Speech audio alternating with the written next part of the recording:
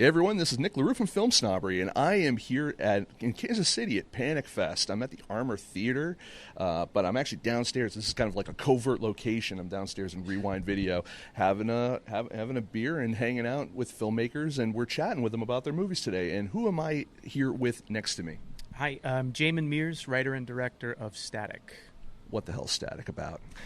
It's a sci-fi short. It's actually a music video, but it's a sci-fi short that follows the story of a father and a daughter, it's a lot packed into 5 minutes. It includes time travel. It's got a couple of VFX shots. It's a fun little adventure movie.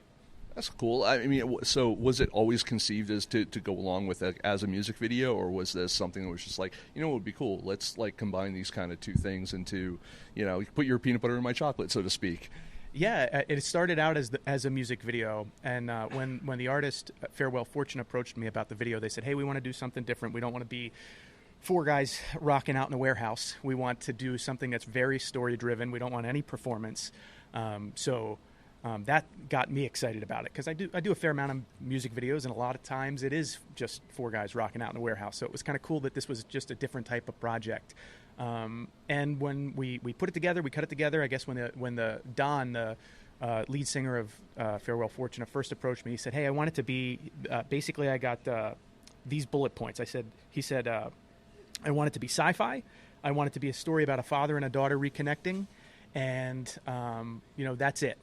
That's what I kind of went to work with.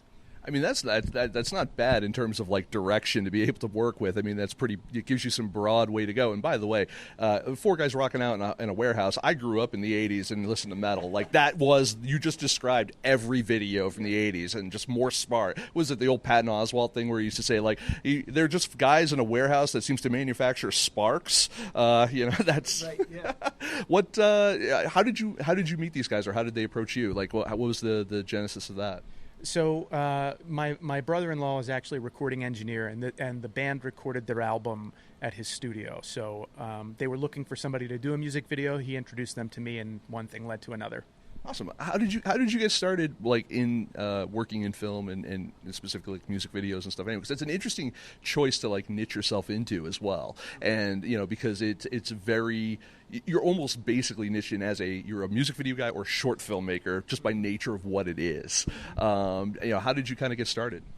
So I work, I guess my day job, I work for a software company doing video for a software company, and had wanted to branch out into more cinematic projects.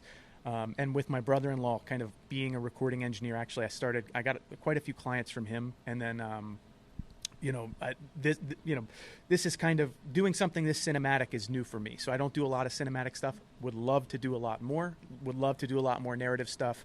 But this is like, I guess, first foray into it. Was this something where the budget for this situation was kind of put up for by the band, or was this something you kind of collaborated with?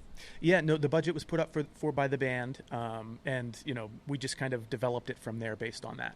That's cool. And have you been, as you've been searching for film festivals and stuff like that to put this in? I mean, you're here at Panic Fest, which is fantastic. I know from going to the last festival I was just at, Boston Underground, they actually had a music video category. Have you been kind of doing a lot of searching and submitting based on that kind of stuff?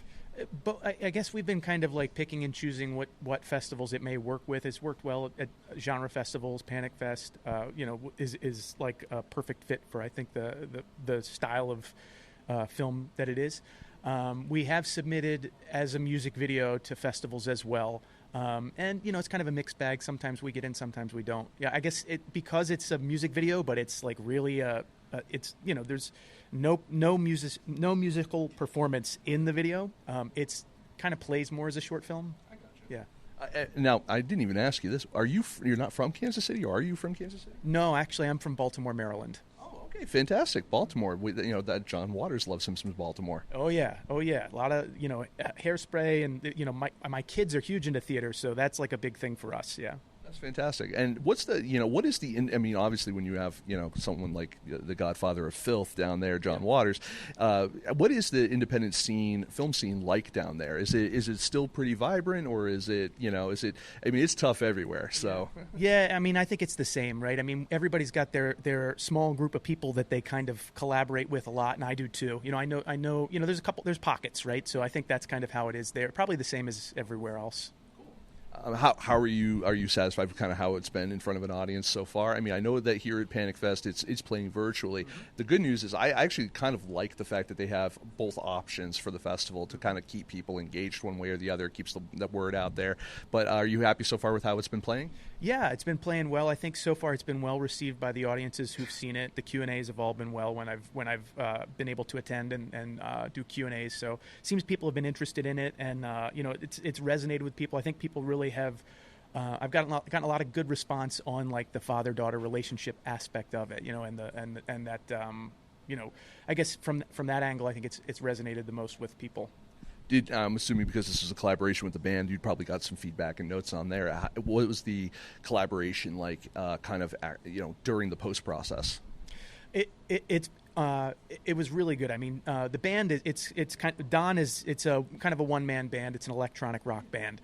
So really collaborating with him and closely with him, he's been awesome to work with throughout the whole process, given me a lot of creative liberty to explore different things, and then we just get back together. We collaborated on the story, the storyboards, and each milestone that we hit, we kind of synced back up and said, hey, what do you think of this? We got feedback. I got feedback from him. We adjusted things, but he's been really, really awesome to work with. Any plans on sweetening the pot for some of these festivals and getting him to perform, not obviously during the screening like a play along, but like at like an after party or something like that? That would be awesome. I'm sure he would love that. Yeah, but yeah. Mm-hmm. All right. Well, look, I hope. Where are you heading to after here? Do you know yet? As far as I know, we have one more festival, I think, in DC that I know of, and then we're waiting to hear back on a few more. Fantastic. Well, I mean, good luck on the fest circuit. Welcome to Panic Fest, obviously, and hopefully you have a good time and people discover Static and it gets out there. Awesome. Thank you very much. Thank you.